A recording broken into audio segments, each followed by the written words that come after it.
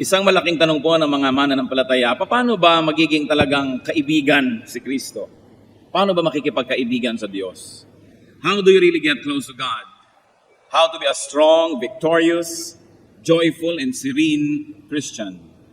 How to be really spiritual?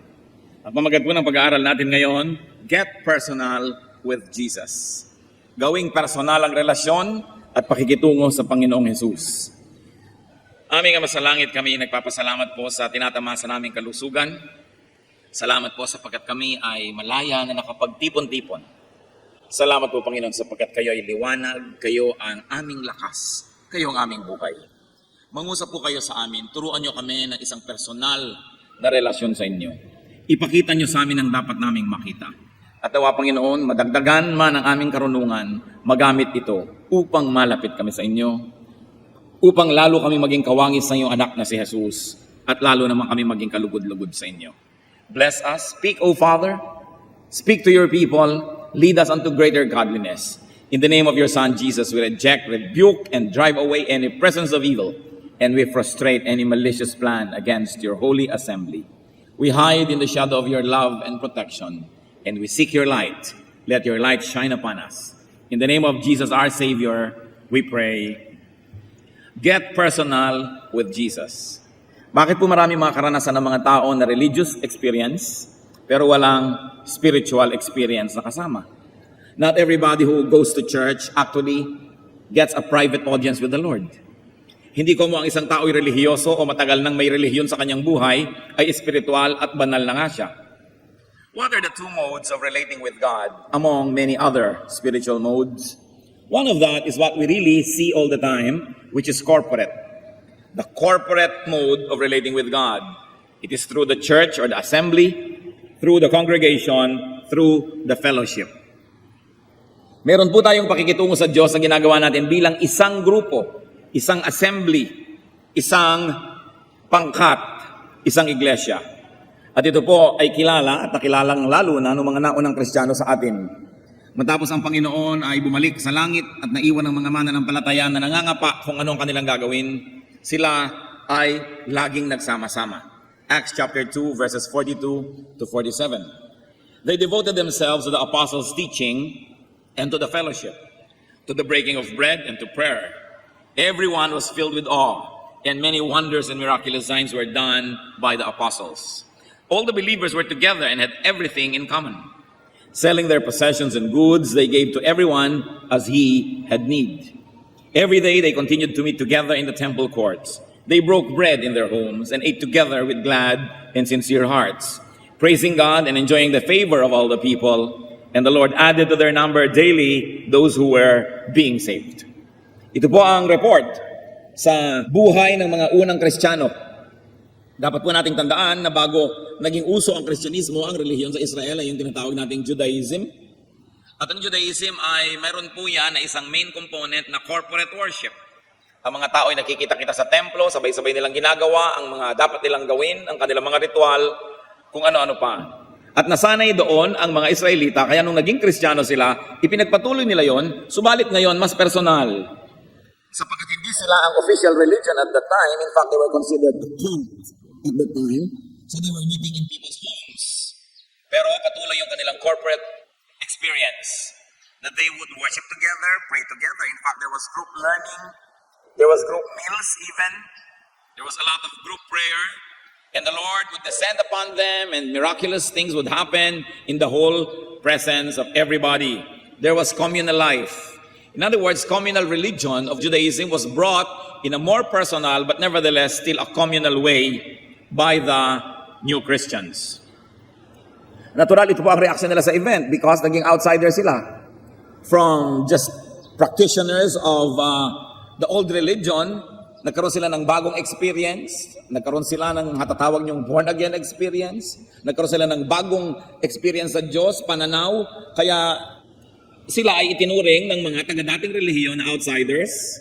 Maituturing pa sila siguro mga rebelde, mga gumagawa ng iba na namang uri ng relihiyon. Kaya ang kanilang ginawa ay nagsama-sama because they found comfort in each other's presence.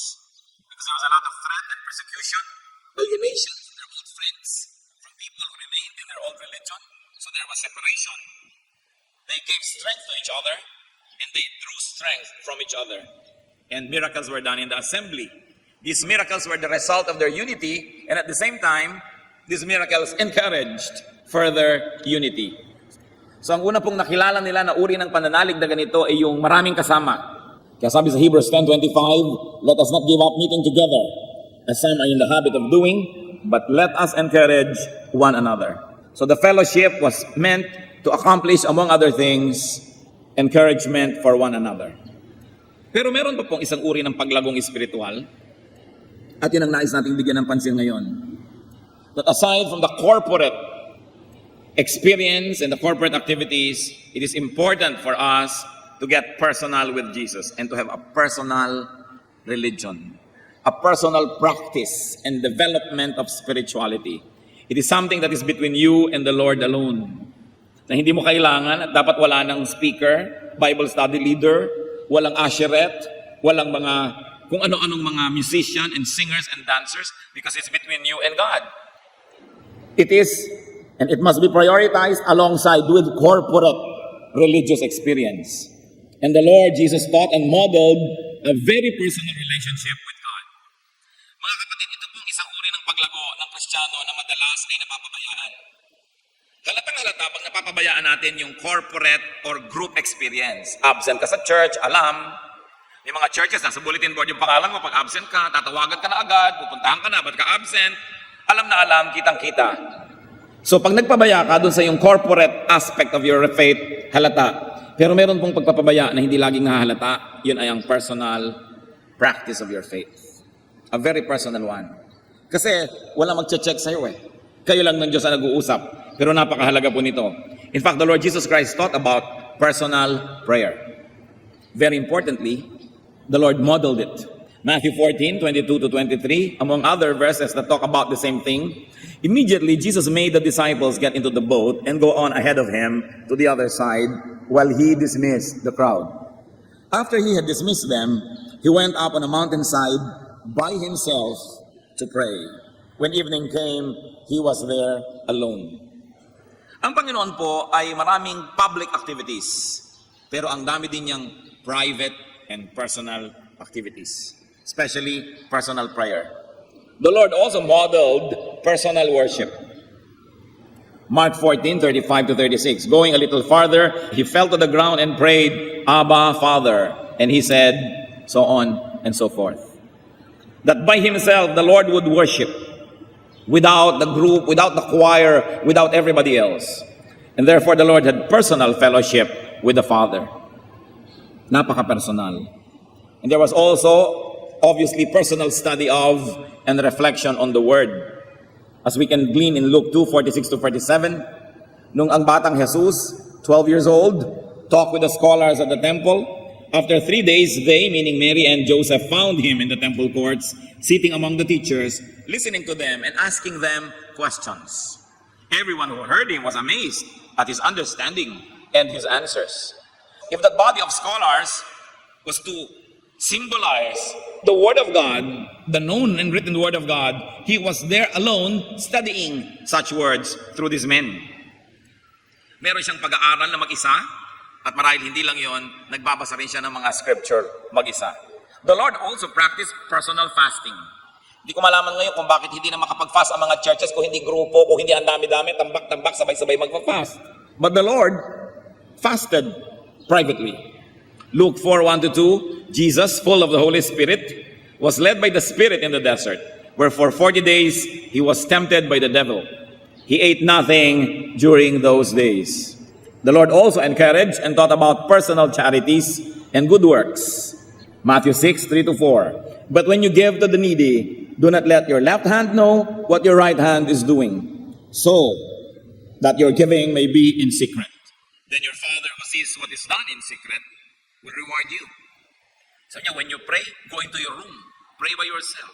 When you do good things, do it alone. It doesn't mean that we're going to pray together with other people and other believers, that we're not going to do good things in a team, but it is important to realize that part of our growth is hinged on our personal practice of the faith. Therefore, the Lord had a very personal religion and spirituality. One that even challenged the establishment and public morality. Sa sobrang development po ng personal spirituality ng Panginoon, meron siyang mga paninindigan na salungat pa nga doon sa paninindigan ng templo at sa itinuturo ng relihiyon o ng establishment. Kaya sabi niya sa Matthew 5:27 to 28, "You have heard that it was said, do not commit adultery." Yan ay tinuturo ng temple. But I tell you that anyone who looks at a woman lustfully has already committed adultery with her in his heart. So it was a very personal spirituality that one can actually commit rape and adultery alone. Because when it happens inside your heart, it's very private and personal. It has already happened and done damage to your spirit. Very personal. Matthew 5:38 to 39. "You have heard that it was said, eye for eye and tooth for tooth. But I tell you, do not resist an evil person. If someone strikes you on the right cheek, turn to him the other also." The official stand of the temple was eye for eye, tooth for tooth. Pero sabi niya, hindi yon. Dapat ganito. Tinanggalan ka na ng balabal, gusto mo ibigay mo pa yung kamiseta mo. Kung gusto mong tunay na maging makadiyos. In Matthew 5:43 to 44, "You have heard that it was said, love your neighbor and hate your enemy. But I tell you, love your enemies and pray for those who persecute you." Because of his spiritual practice and because of his very personal spirituality, he was able to transcend and go beyond the religious modes and the religious standards of the day. Kung lagi lang po tayong kasama ng kongregasyon, lagi lang tayong kasama ng grupo, kung merong moral standard yung grupo na yon, maaaring yun na maging stand natin at maaaring hindi na tayo makalampas pa doon. But because the Lord practiced very private spirituality, He was able to transcend that which only the group could reach as a group. Nalampasan niya pa. Sabi niya dati, sinasabing bawal makipagmangalon niya, pero tingnan mo pa lang nang may paghahangad, nangalon niya ka na sa loob ng iyong puso. It was very personal. Therefore, the Lord was able to practice personal morality. If we're going to base our morality only on what the crowd, what the throngs, or what the mob requires, it is possible that you will not go deeper. Hanggang doon lang yung hinihingi ng mga tao. Sa atin pong case, and basing it on the model and teachings of the Lord, how can we get personal with Jesus? With God. Kasabay at lampas sa ating corporate religiosity and spirituality, how can we be personal? Certainly we should develop, strengthen, pursue, and maintain personal prayer life tulad ng Panginoon. Uma-attend po siguro kayo ng prayer meetings. Siguro pag sa ating program, yumuko po tayo at manalangin. Nakikiyuko tayo at nananalangin dahil yan ang ginagawa ng lahat. Pero nananalangin pa ba kayo kung mag-isa na lang? Kumusta? Sabi ng Panginoon sa Matthew 6:6, "When you pray, go into your room, close the door, and pray to your Father who is unseen. Then your Father who sees what is done in secret will reward you." Napakasarap naman kung ikay magulang, bigla mong binuksan ang kwarto ng iyong anak at nabisto mo na ang ginagawa ng iyong anak in secret ay nananalangin. Pero kung biglang pinatay ang computer, biglang inilipat ang isang buton dahil meron palang pinupuntahan siyang hindi dapat puntahan dyan sa internet, yun ang ginagawa in secret. Ang ginagawa pala pag nakasara ang kwarto, nanonood ng kung ano-anong video hindi dapat panoorin, nagbabasa ng hindi dapat basahin, yun pala ang ginagawa in secret. Pero ang sabi ng Panginoon, when you want to pray, go into your room and pray in secret. Of course, this is a reaction to the exaggerated attention that the Israelites have given to public exercise of spirituality. That now they were doing it for the sake of what the public will see, no longer for the sake of what the Lord would see. Naging pakitang tao ang relihiyon. This is a reaction. Sabi ng Lord, you want to really earn points in heaven? You truly want to please God? Pray in private. When no person can praise you, and you will not earn social points by being tagged as a religious person. That is a pure kind of prayer. So are we closing the door behind us and praying to our Father in secret? How is our personal prayer life? Gaano karami sa atin ang nakakahigit ng 20 minutos ng prayer sa isang araw kasama na ang panalangin sa pagkain? Remember the emphasis of the Lord, personal prayer. That's important if you will grow spiritually. And we must have personal worship. Pwede bang biglang binuksan mo naman ang pinto at nakita mo naman ang member ng iyong pamilya nagwo-worship kay Lord? Maybe singing to the Lord, maybe kneeling, maybe dancing to the Lord, praising God privately. See, Job had an example, chapter 1, verse 20. At this, Job got up and tore his robe and shaved his head. Then he fell to the ground in worship. Definitely he was alone because even his wife was torturing him. Pero nananalangin siya, nag-worship siyang mag-isa. Tayo po ba nakakaranas at sumasamba sa Panginoon mag-isa? Kung meron kayong mahal sa buhay, di ba gusto nyo paminsan-minsan mag-isa kayo? Mag-dinner tayo lang dalawa. Magbakasyon tayo lang dalawa. Ayaw mo nang ang dami-dami kung sino-sinong nandyan, wala na kayong panahon para mapag-isa. Ganon din ang Panginoon, gusto niyang mapag-isa tayo, kasama niya. Hindi laging may tao kasi pag may tao, himbas mag-worship ka, may kausap ka pa, nagkukwentuhan pa kayo. Meron pang oras ng worship, nagpapakitaan ng singsing.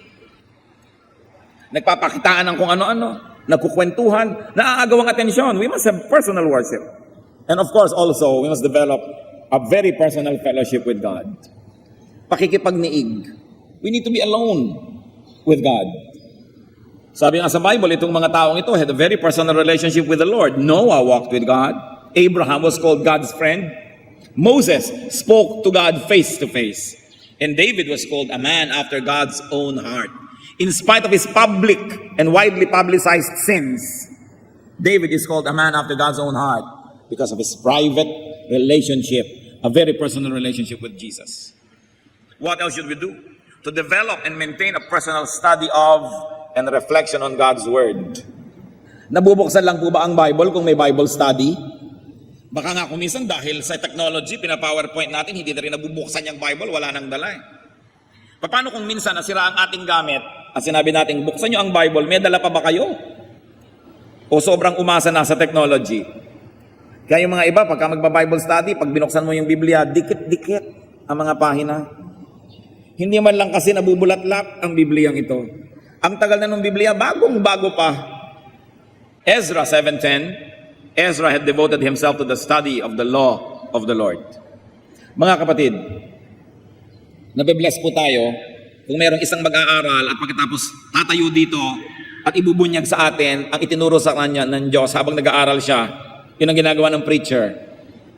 Pero alam niyo po ba na napakaraming ibubunyag at ituturo ang Diyos sa inyo directly, personally, if only you would study the Word of God on your own. The Word of God is not for experts. It was written by ordinary people to be read by ordinary people. Pinapahirap lang yan ng mga scholar para sila maging importante. But I'm telling you, even without seminary education and without a PhD in theology or kung ano-ano pa, you open the Word of God, you pray, you approach it with a humble heart, and the Spirit of the Lord is going to teach you. And the joy of discovering God's truth or a certain facet of this truth in a personal way is one of the highest joys available to human beings. Gaano karami po sa atin ang nag-aaral talaga? Ay, ako po nag-aaral, nagka-quiet time ako. Nagka-quiet time ka, bubuksan mo yung iyong guide. Bubuksan mo yung devotional mo sa page ganito, sa ganitong araw, babasahin mo yung sinabi ng author na basahin doon, at babasahin mo yung kanyang sinulat na konting essay, at pag sinabi niya, pray ka naman, at akala mo nag-aaral ka na nga ng salita ng Diyos, binasa mo lang ang pag-aaral ng iba. Pero iba yung kayo mismo ng Panginoon na mag-uusap, mag-aaral. Napakahalaga nito mga kapatid. Huwag po tayong malibang na kung umatin kayo ng church at i-declare ang salita ng Diyos ay kumpleto na. It's only one half of your growth. The other half must depend on your personal study. 2 Timothy 4:13. When you come, sabi ni Paul, bring the cloak that I left with Carpus at Troas and my scrolls, meaning the Bible, especially the parchments or the papers that he used as study notes. Sabi ni Paul, pag nagpunta kayo sa akin, dali nyo yung Biblia at dali nyo yung notebook ko. Kasi lagi siya nag-aaral.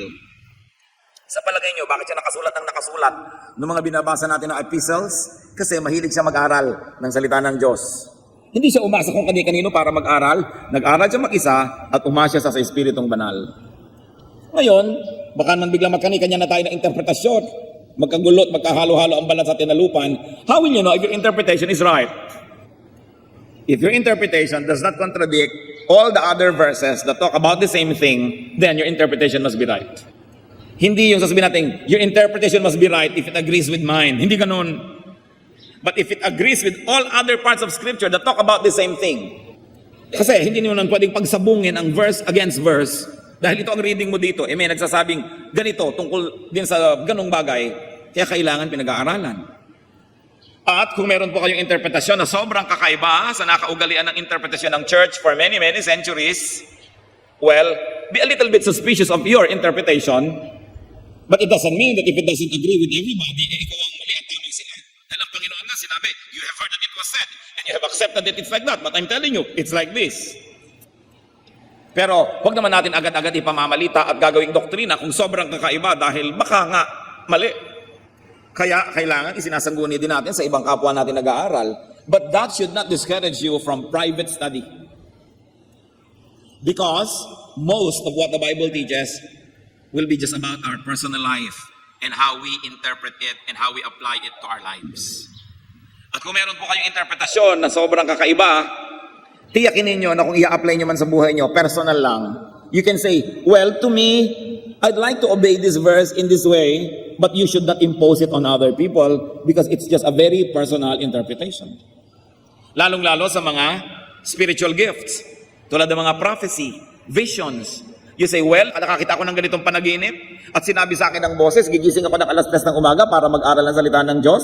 Well, you may want to apply it to yourself, but you cannot make a doctrine out of it and force everybody else to wake up at 3 and study the Word of God just like you do. So pagka mga ganun ng interpretation, personal na lang ang application. Hindi mo pwedeng gawing doktrina. Kasi maaari ka naman talaga kausapin ng Diyos in a personal way. Tulad ng pinagawa niya si Noah ng ark, alam nga naman gumawa tayo lahat. Pinagawa si Solomon ng temple, alam nga naman gumawa tayo lahat. So may pinagagawa siya sa specific people, and even now we believe that God speaks to people. At kung minsan may ipinapagawa talaga sa iyo, may inuutos. Sabi sa iyo, oh, itong ganito, ibigay mo kay ganon. Pero hindi mo pwedeng sabihin sa kumari mo, yung ganyan mo rin, ibigay mo rin kay ganon. Kasi ikaw yung kinausap, para sa iyo lang yun. Dapat hindi po magulo ang ating personal study. Kasi kung sobrang naman nating didibdibin yung mga personal interpretation natin, and we will make it mandatory for everybody else, magkakagulo. That's when you begin to consult the scholars and the so-called experts. But in your personal application, you don't need them. So long as your interpretation and your application will not contradict another verse that talks about the same thing, and will not be destructive to you and others, and will of course conform with soundness of mind. Kasi merong mga, ito po totoo, may vision ako, para daw ako maging humble, kailangan humiga ako dyan sa pintuan ng simbahan at lahat ng tao ay magpunas ng paa sa aking damit. May mga nangyaring ganon sa Amerika. Hindi naman yata consistent sa karakter ng God yun na para ka maging humble, maging basahan ka doon sa pintuan. So baka sister naman, guni-guni mo lang yung interpretation mo. Kasi it goes against sound judgment. It goes against all logic that God would like to debase you and your personality just because God is teaching you to be humble. But don't let these issues prevent you from your personal study and reflection of God's Word. Also, we must practice personal fasting. When you are convinced, and where your conscience tells you to. I cannot say, mag-fast ka. Kasi kung hindi naman tausa yung puso, baliwala rin yun. Pero anong sabi ni Lord tungkol sa fasting? Matthew 6:16 to 18. When you fast, do not look somber as the hypocrites do. For they disfigure their faces to show men they are fasting. I tell you the truth, they have received their full reward. Pag napuri siya ng tao dahil nagfa-fast, yun na ang reward niya, yung puri ng tao. But when you fast, put oil on your head and wash your face, so that it will not be obvious to men that you are fasting, but only to your Father who is unseen. And your Father who sees what is done in secret will reward you. So a very personal fast. Now, fasting may be physical, which means food, but more importantly, fasting should be spiritual. The denial of worldly and sinful nature. Sabi sa 1 Peter 2:11, dear friends, I urge you, as aliens and strangers in this world, to abstain from sinful desires which war against your soul. And that is a spiritual fast. Gusto-gusto ng katawan mo yung ganitong masamang kalayaw at hilig, then you deny yourself, that's a form of fasting. In fact, much higher, I think, than just fasting from physical food. Napakahalaga po na may personal fast. It doesn't always have to be a national fast. It doesn't always have to be a whole congregational fast, but a very personal one. Then we should develop personal charity and exercise of good works. 1 Timothy 6:18, command them to be good, to be rich in good deeds, and to be generous and willing to share. When people share, when they do good things to the weak, to the needy, to the destitute, to the poor, there is a miracle that happens in their hearts. That their spirituality gets to be more sensitive, it gets developed, and you evolve spiritually. It is a result of obedience to the Lord in doing good works. We've got to develop and practice personal religion, personal spirituality. James 1:27 is very explicit. Religion that God our Father accepts as pure and faultless is this: to look after orphans and widows in their distress and to keep oneself from being polluted by the world. Pag meron po tayong taong nasabing, yan relihiyoso, ang tanong, meron ba siyang charities?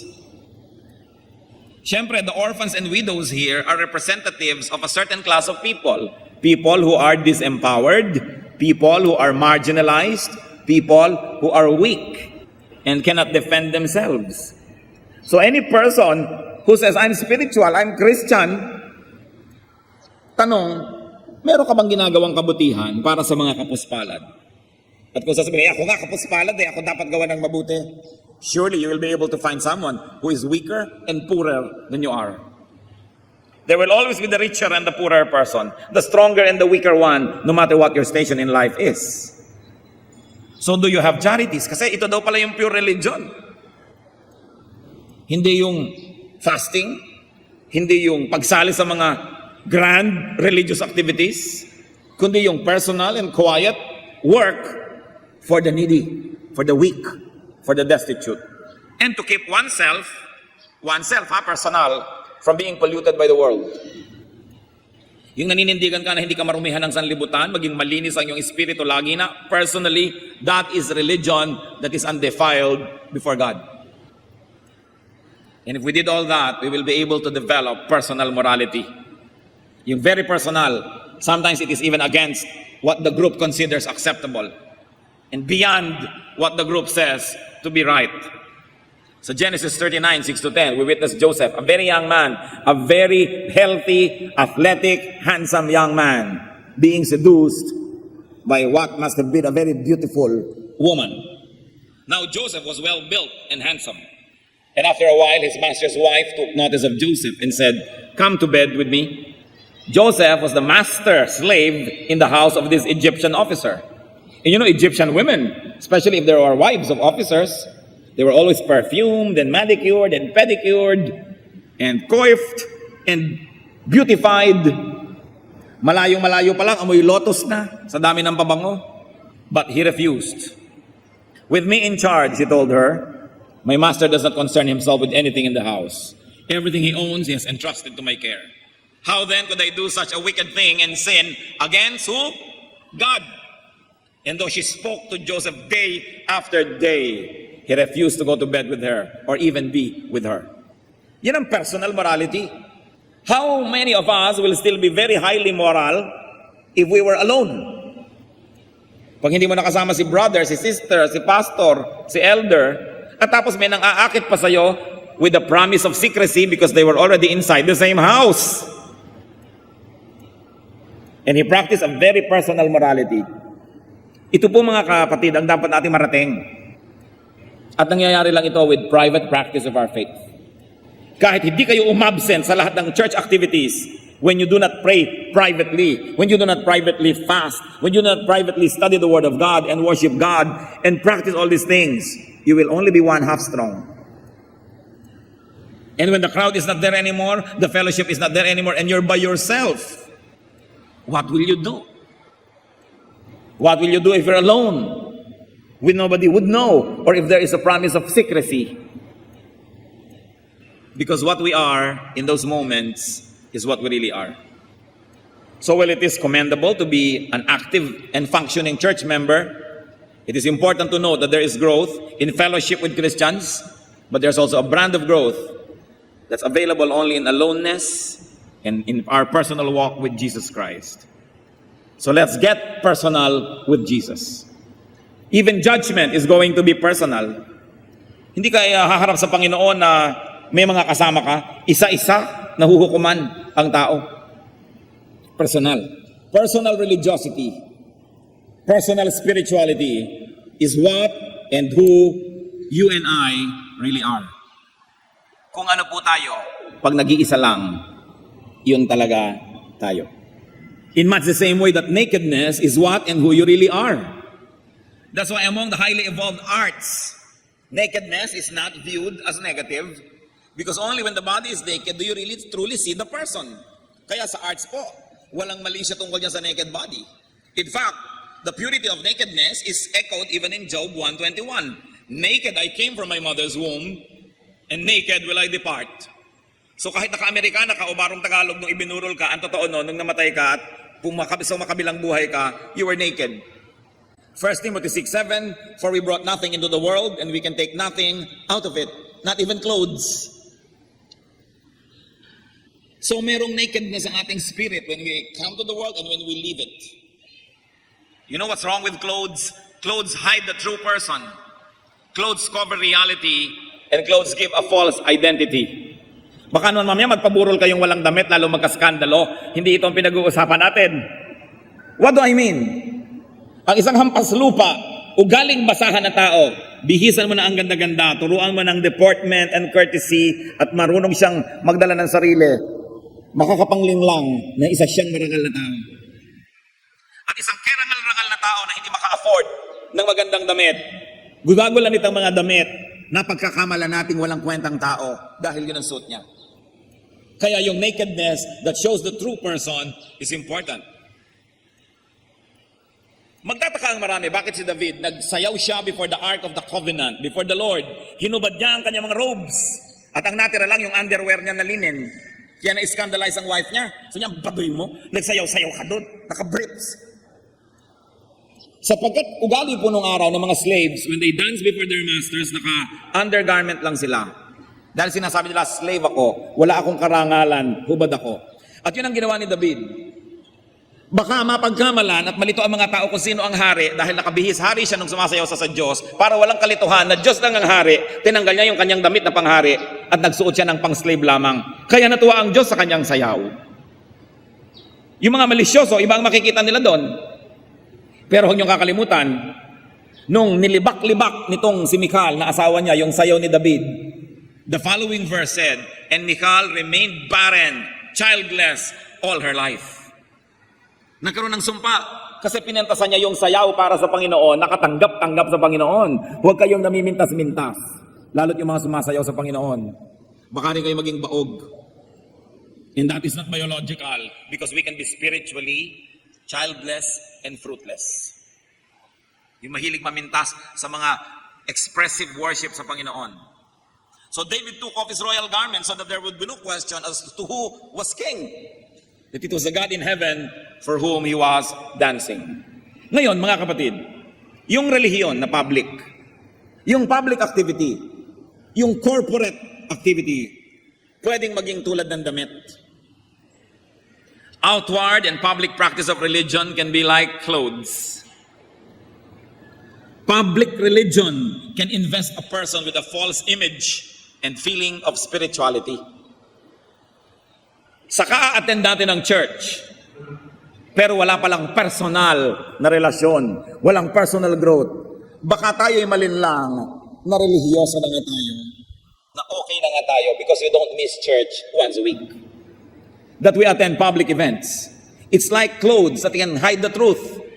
Kaya ang mahalaga, beyond it, pag binuksan, makikita totoo pa rin.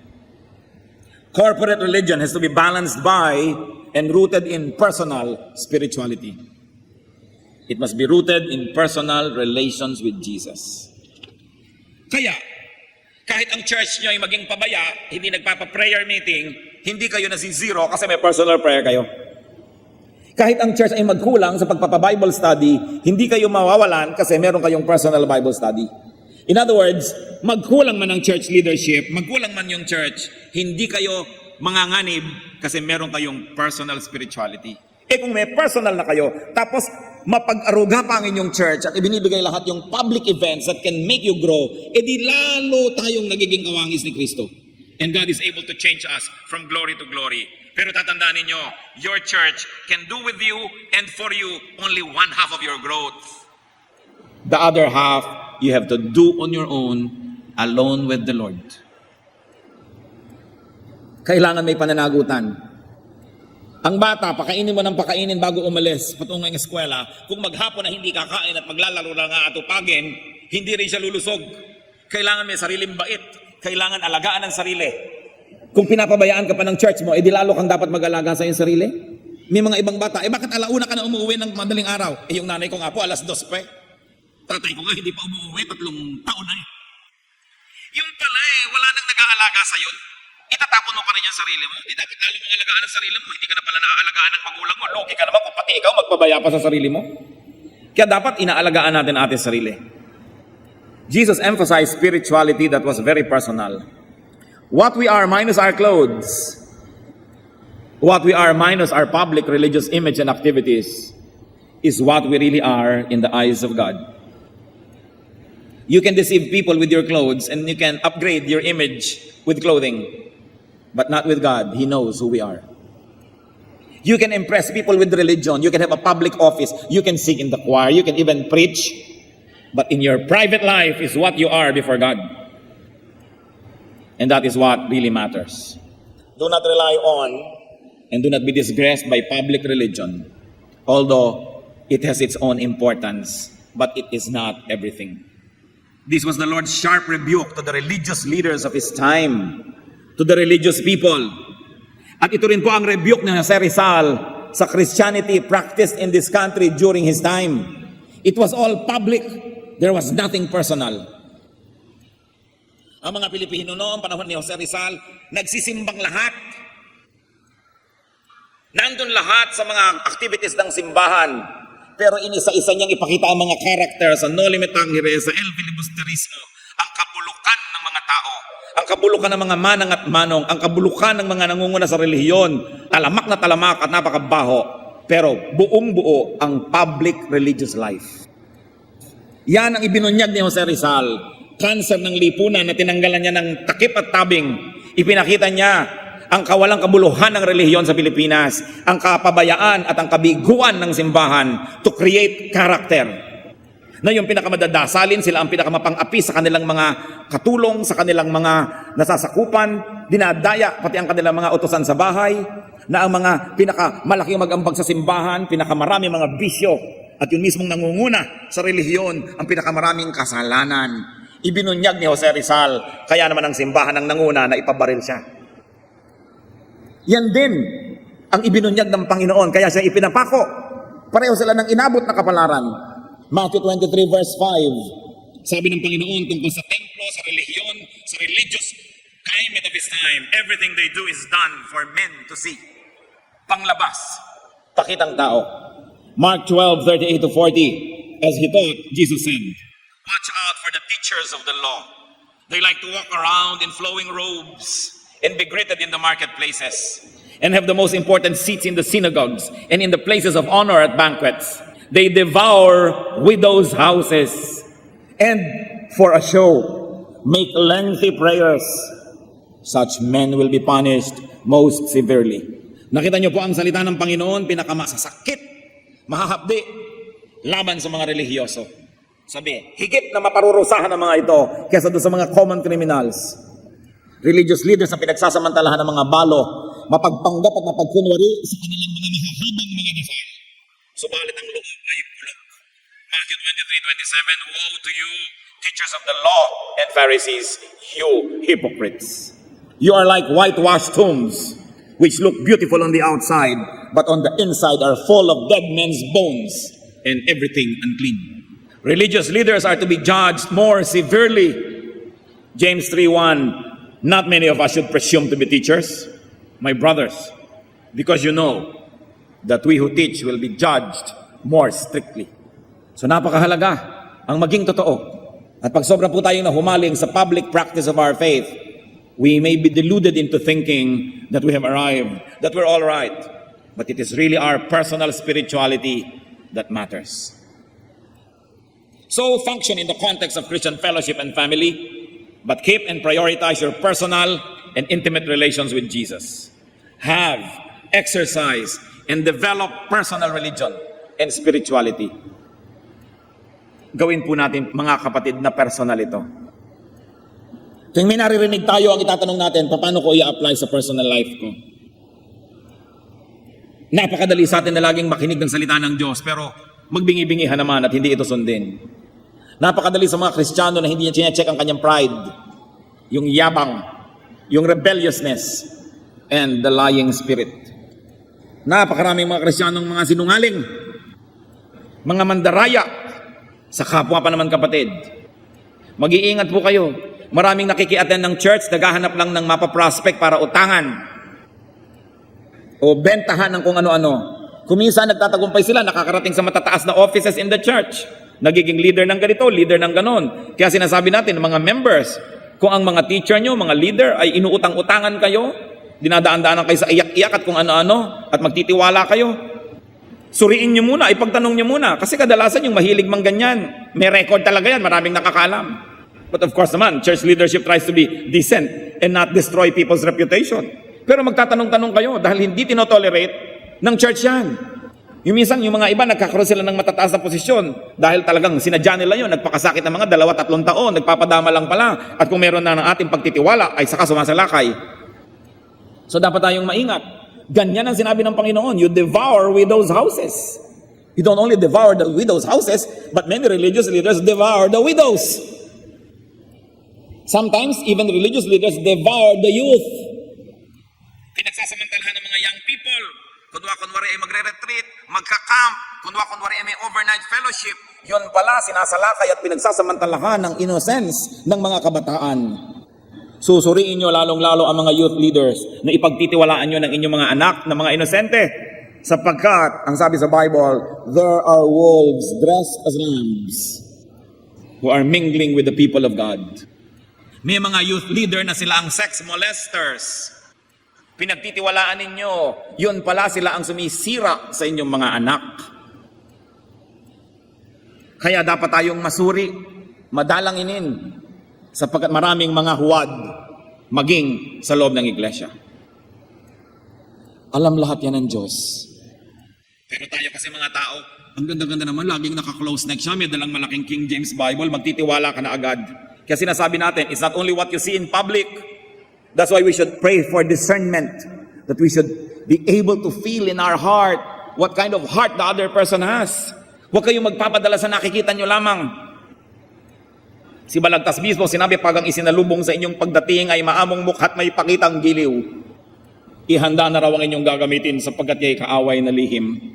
Pag masyadong magiliw, masyadong sister, brother, bago kayo magtiwala, suriin muna. And there are people who have complete control over their lacrimal glands. They can cry on cue. At kung naawa na kayo, natangay na ang inyong hikaw at pulseras, sapagkat marami nandadaya sa pangalan ng Diyos. Nagsasamantala sa pangalan ng relihiyon. It is important to develop personal relations with God and personal spirituality. Out of that, you can make your personal moral stands that can govern your life. Romans 14:22. So whatever you believe about these things, keep between yourself and God. How far more can you be personal? Sabi, keep it between yourself and God. And apply it as you would and as you are accountable to God. Blessed is the man who does not condemn himself by what he approves. And of course, you're talking about conscience. Sundin ang konsyensya. Yung konsyensya na nakababad sa salita ng Diyos. Yung konsyensyang nakaayon sa kalooban ng Diyos. Kumusta po ang ating personal prayer? Personal devotions. Personal Bible study. Personal works of charity and goodness to people. Kumusta ang ating personal worship? Ang ating personal life. This is where we are bare. Kaya po yung oblation sa UP nakahubad. Siyempre, noong mga 1930s, pinagtalunan pa kung lalagyan ng konting takip na dahon o hindi. Nanaig ang mga conservative, nilagyan ng konting dahon. Pero ang original concept noon wala. Because the oblation of UP is naked, looking up to heaven, saying, God, I am naked, clothe me with knowledge. We are all naked before God. We cannot hide anything. Hindi kayo lalago sa inaasahan at niloloob ng Diyos kung ito lang pagtitipon natin ang aasahan ninyo. Kailangan may sarili kayong pagsisikap, sariling personal na relasyon sa Diyos. Kaya kung may kulang pa tayo dito, yun ang pupuno. Napakahalaga. Aming Diyos, salamat, interesado kayo sa amin. Salamat po na kahit ang dami-dami namin, kaya niyong makipag-personal relationship with each one of us. Salamat po, pinapahalagahan niyo kami that you want to be personal with us. Ituro mo sa amin, Lord, to be more personal with you. Ano bang ibig sabihin nun? Paano ba namin gagawin?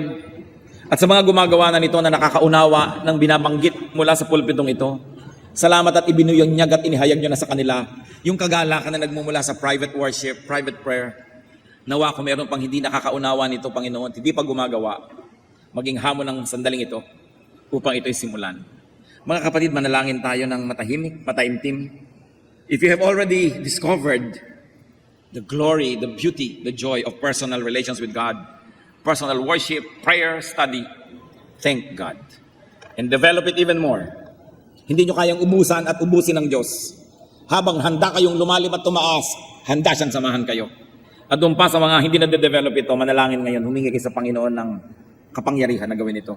At magpasya to develop your personal reading, prayer, worship, your personal acts of goodness, your secret charities. That's what God loves. So be with the Lord. And let the Lord give you personal, very personal messages in some moments of silence.